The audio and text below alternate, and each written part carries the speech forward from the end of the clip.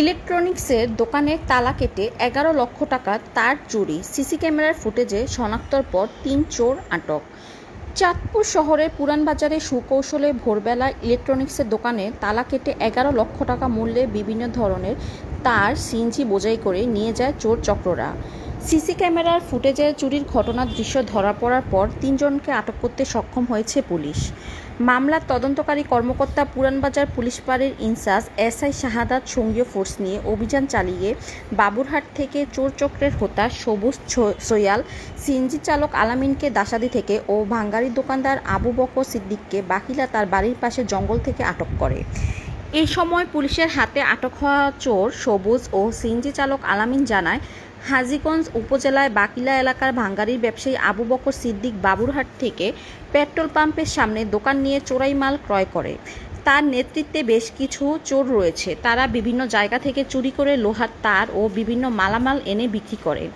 ঘটনার দিন ভোর ৫টায় সিএনজি স্কুটার নিয়ে পুরানবাজার বালিকা উচ্চ বিদ্যালয়ের সামনে ইলেকট্রনিক্সের দোকানের তালা কেটে ভিতরে ঢুকে সব তার চুরি করে বাকিলা নিয়ে আসা হয়। সেখানে আবু বকরের বাড়ির পাশে কৃষি জমিতে তারগুলো পুড়িয়ে তামা বের করা হয়। সেই তার আবু বকর নিজেই রেখে দিয়ে ১০,০০০ টাকা ধরিয়ে দেয়। কিছু তার ভাঙ্গারির দোকানদার আবু বকরের কাছে রয়েছে বলে চোর চক্ররা স্বীকার করে। পুলিশ জানায়, চাঁদপুরে যে সকল ভাঙ্গারের দোকান রয়েছে তারা চোরদের লালন পালন করে, তাদের মাধ্যমে বিভিন্ন ফ্ল্যাট বাসা ও দোকানের চুরি করে সেগুলো আবার নিজেরাই রেখে দেয়। এই চুরির ঘটনায় ৩ জনই পুরাই মাল ও চুরি বিক্রির সাথে জড়িত বলে স্বীকারোক্তি দিয়েছে। তাদের বিরুদ্ধে ইলেকট্রনিক্সের দোকানের মালিক হানিফ দিদার চাঁদপুর মডেল থানায় মামলা দায়ের করেছে। আটক ৩ চোরকে রিমান্ডে এনে জিজ্ঞাসাবাদ করে মালামাল উদ্ধার করা হবে বলে জানায় পুলিশ। চাঁদপুর থেকে পুরন্দরতে নেওয়া হয়েছে বাকিলা কার দোকানে? দোকানে যে মেম্বারের দোকান, মেম্বার দোকানে নিয়ে কি করছো? নিয়ে পরে দোকানও রাখি না, পরে গাড়ি নিয়ে পড়া দেওয়া হয়েছে। তারপরে দিছো? কয়জন আছিলেন? ৩ জন ছিলাম। ৩ জন আছিলেন। কে কে আছিলেন? আমরা 2 জন, হ্যাঁ, আর হলো যার কাছে বেশি হয় এই 3 জন। জি এই তার পুরা দিয়ে বিক্রি করছে তার কাছে। জি তুমি আসিলা যে ও আসিল নাকি? ও সহ না? ও সহ না?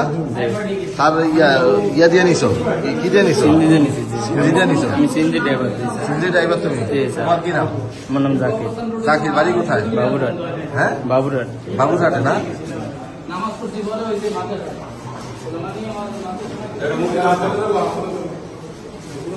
বলে আমার দোকানে যে চুরি হয়েছে, আমি আমাদের দোকানের কার্যক্রম দেখে আমি লগে সাথে সাথে আমি আইনের আশ্রয় নিয়েছি, প্রশাসনের কাছে আসছি। যে তোরা চুরি করছে পুলিশ ক্যামেরা দেখা আমরা দেখছি একজন নাম সবুজ আর নাম হইল জহির। তাদেরকে প্রশাসন গুরুত্বভাবে ধরা হয়েছে। ধরার পরে এখন বাড়ি কই? সবুজের বাড়ি হইলো এলার আগে ছিল পুরানবাজার। পুরানবাজার বিভিন্ন চুরিদারি করতো, তারা এনতনে বাড়ি এলাকার লোকে নামিয়ে দিছে। তখন বাবুরহাট থাকে, বাবুরহাট থাকেও সে চুরিদারি করে। সোহেল বাড়ি এলে থাকে চুরিদারি করে। তার লগে মনে হয় আরো লোক আছে, তার কার্যকর বোঝা যায়। এখন আমি আমার প্রশাসনকে আবেদন জানাইতেছি আমার দিক গুরুত্ব যে আমার মালটা উদ্ধার হয়।